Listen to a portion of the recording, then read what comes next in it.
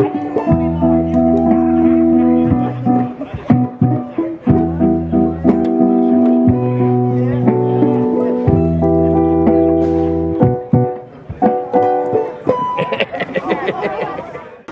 did a good job opening the skies for us to have lunch here, okay? Thank you, Hecky. I'm Carl Lamel. I'm the chair of the advisory group for the Forrest E. Powell Foundation.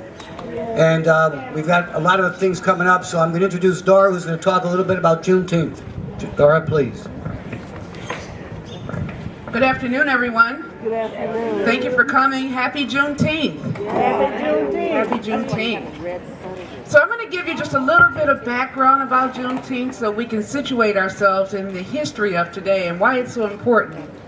Well, now, there's a historian, David Blight, who says that slavery is not really relevant for a lot of Americans, right? Because they can't draw from the experience. But there are many who can, such as myself and other African Americans.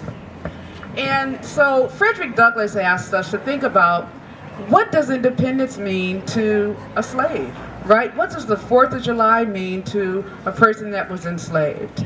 And so the Declaration of Independence for the United States in 1776 did not have everyone's name on it, right? And so when we think about independence, we think about Juneteenth. And that would be the official day that the last enslaved person in the United States was told that they were now free. So Abraham Lincoln freed enslaved people in 1863 at the beginning of the Civil War. But it wasn't until 1865 when the federal troops were in Texas that the enslaved people in Texas, about 250,000 of them, were finally told that they were free. And so we all celebrate that day. How massive was slavery? A lot of people don't know. The conservative estimates say that 12.5 million people were taken from Africa and distributed throughout the United States, the Caribbean, and Europe. And then, a higher estimate is about 18 million. During the Atlantic slave trade, we lost about 15% of the people who left Africa. That says nothing about the amount of people who were lost, who died, moving throughout the interior of Africa. So enslavement is a large system that involved a lot of people. You could argue that the wealth of the modern world is based upon the slave trade and the money made from enslavement. We can say that, especially in the United States, that the products that were first traded had addictive qualities, right? Rum, tobacco, and sugar. And I'm certainly addicted to cotton. But having said that, it's important for us to remember and document accurately where we came from so that we can move forward in the future. And so as we celebrate Juneteenth, there are certain traditions that we have. Strawberry pop, which you're drinking today, right? Also things like red velvet cake, red beans and rice, and barbecues and picnics, which we are doing today. So I want to congratulate the Forrest E. Powell Foundation as being one of the first official institutions in Evanston to want to forefront Juneteenth and talk about and have us celebrate exactly what that means. So it's the history of Africans in America. And I thank you for coming today, and I encourage you to support us by contributing to the raffle and again, really centering yourself in what today means. It's independence. Thank you. Hi, I'm Carl again. I just want to talk about a minute about the Forrest E. Powell Foundation. We're here to raise money for young minority men and women who went through high school, weren't sure about where they were going, and now decided they'd like to do something. And we're here to help them. And in the past, we felt people would have Pivot Point, who's been a great sponsor of us. Is she still here yet? There we go. Thank you very much. Give them a round of applause.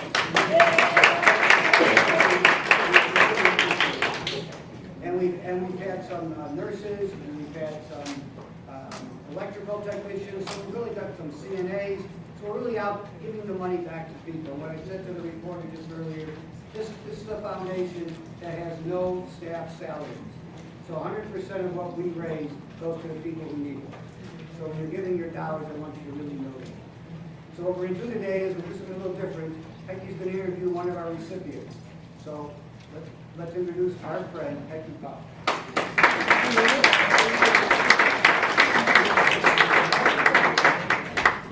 I'm going to draw the winner of the 50-50.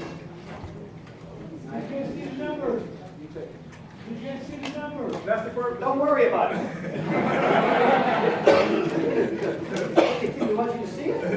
Because you're going to give it back to the foundation anyhow. Let's hope that. The winner is, first I'll read the number. You can't see, then I have the name.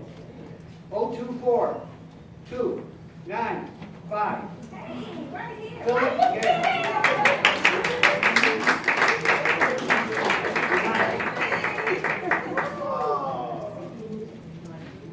So, I don't know how much it is yet. But we'll find out, we'll get it back, we'll get it to you. 295, right? 295, last 3 numbers. All right, we'll take care of it. All right, it's all yours.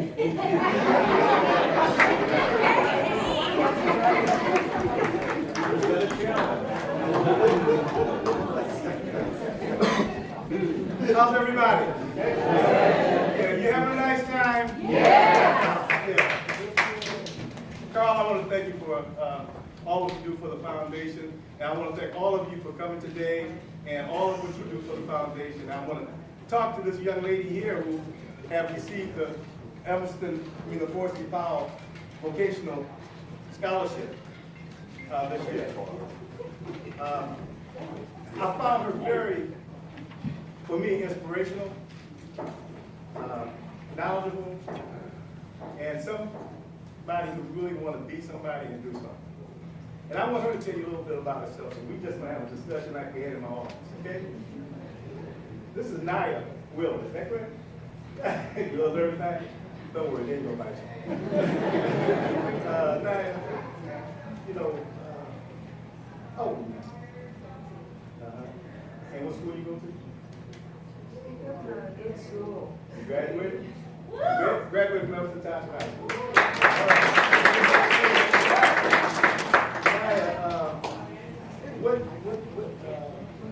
You're 17, you graduated. Yeah. Okay, what you plan to do now?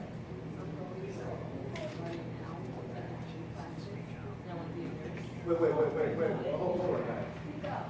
Peggy's super loud back here. Okay. Super loud.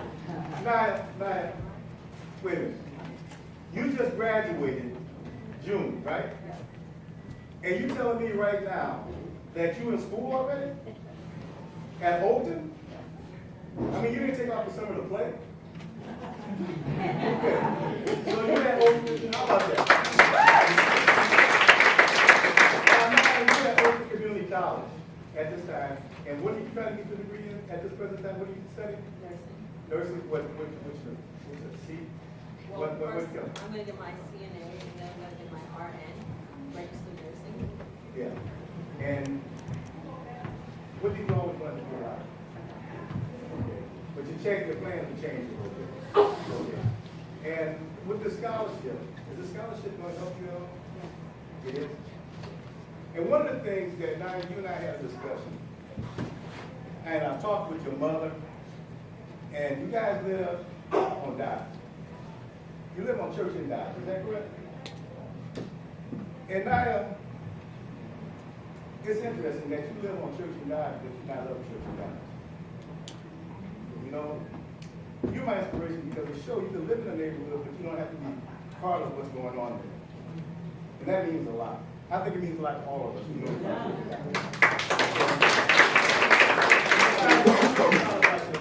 your mother is proud of you. Your mother, she works hard every day. And you're working right now, is that correct? Yeah. And you're going to school. See, you mess up. Yeah. So now, you know, you're going to have a discussion, and right now, you had to put on your credit card to get into Oakton. You had to put on your credit card that you need to pay back $500, is that correct? And we've given you a scholarship. But I have friends, And I'm gonna do something for you that means a lot to my friend, and I'm able to do this. And I'm gonna call on another friend of mine. I'm gonna give you, I'm gonna pay off that credit card debt. I'm gonna pay $250. Carl, are you in with me? Right here, I'm right there. You got $250? We're gonna pay that off, okay?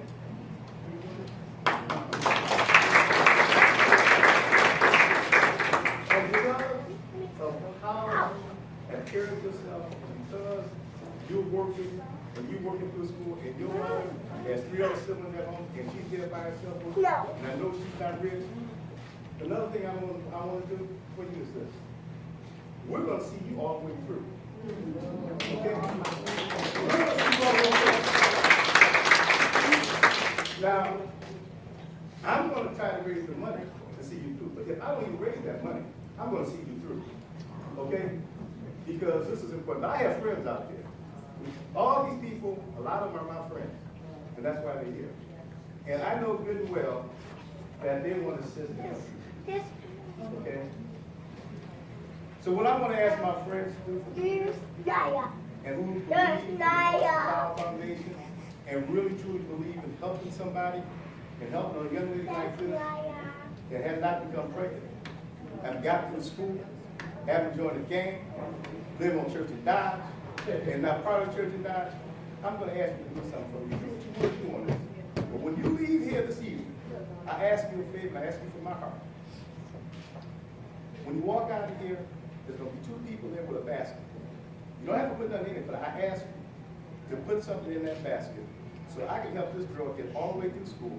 And all she has to worry about is her own little thing that you need to do for yourself. Your car fare. As far as your books, your tuition, we want to get that covered. And I ask you to put something in there.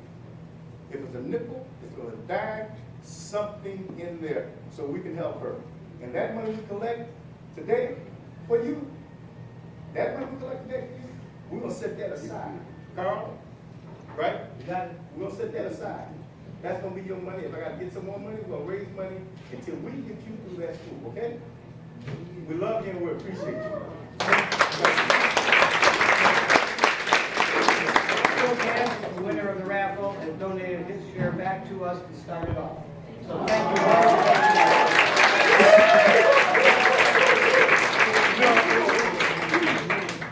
God works in his own way. It doesn't surprise me about Phil. It surprised me Phil won this, but it doesn't surprise me that Phil donated back. Because that's the kind of family that's the kind of guy he is. He has children, his wife is beautiful. They're all good people. That's the kind of folks we have here. We don't need a whole lot of people. We just need good people.